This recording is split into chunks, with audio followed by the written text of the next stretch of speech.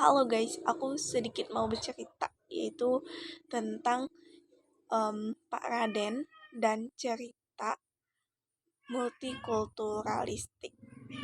Nah, sedikit informasi ya guys. Tapi sebelumnya mungkin kalian ada yang tahu, tapi mungkin sebagian juga nggak tahu gitu. Ternyata ini sedih banget sih. Nyata tuh tanggal 30 Oktober 2015 Indonesia tuh kembali kehilangan seorang seniman guys. Ya, kehilangan seorang seniman dongeng yang berpengaruh dalam perkembangan seni di kalangan anak-anak di era 80-an.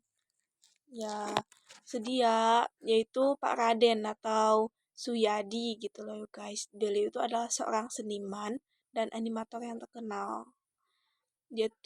Beliau lulusan ITB guys. Wow banget kan. Beliau ini juga pencipta kisah boneka si Unyil. Asal kalian tahu ya. Legenda Unyil sedikit bercerita. Kisah si Unyil yang diciptakan sama Pak Raden nih diilhami dari pertunjukan wayang atau boneka kayu dari anak-anak yang ada di Prancis guys. Guignol ini masih sangat tinggi sampai sekarang. Setelah beberapa kali menyaksikan pertunjukan Guignol, memang cukup berbeda dengan legenda si Unyil. Tapi kisah si Unyil ini sangat mengayomi, mengheyomi jagat di hiburan gitu guys. Nah, kisah si Unyil ini sangat mengheyomi jagat dunia hiburan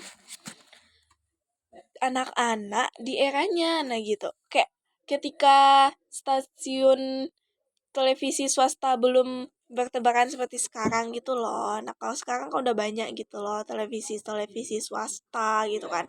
Nah dalam cerita Unyil ini keberagaman karakter sosial ini menunjukkan bagaimana kisah si Unyil nih ingin mengajarkan kepada anak-anak di eranya itu untuk menghargai berbagai keberagaman gitu loh.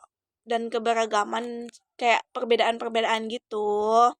Serta perbedaan suku bangsa gitu. Sampai-sampai ya bagaimana Unyil nih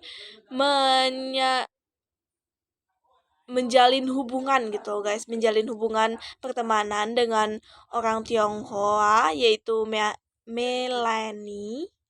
Nah, ini terobosan yang sangat besar gitu yang dibuat Pak Raden ketika itu isu sosial Tionghoa menjadi isu sensitif di masa Orde Baru. Nah, hal ini tuh menjadi kayak ikon gitu loh di dunia kayak di Orde Baru tuh ya kan.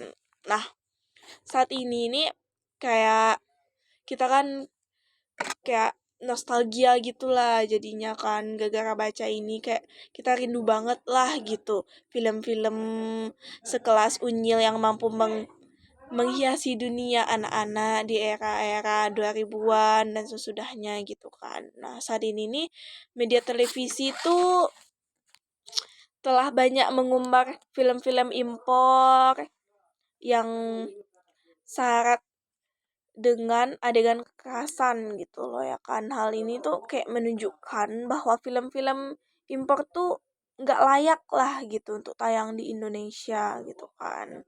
Nah saat ini nih ada kisah Upin Ipin yang berhasil menarik minat anak-anak di Indonesia untuk menontonnya. Secara umum semua substansi film ini tuh kayak hampir sama lah dengan si Unyil tuh gitu. Tetapi sayangnya film ini tuh berbahasa Melayu guys atau bahasa Malaysia kayak gitu. Nah sementara kayak film serupa nih kayak film Upin Ipin dan si Unyil nih tuh bahkan berbahasa Indonesia gitu justru malah kayak kurang menarik gitu loh buat anak-anak sekarang tuh ya gitulah kan kejayaan dan keindahan masa anak-anak tuh seolah kayak telah usai ketika televisi tidak lagi menunjukkan keramahannya di dunia anak-anak.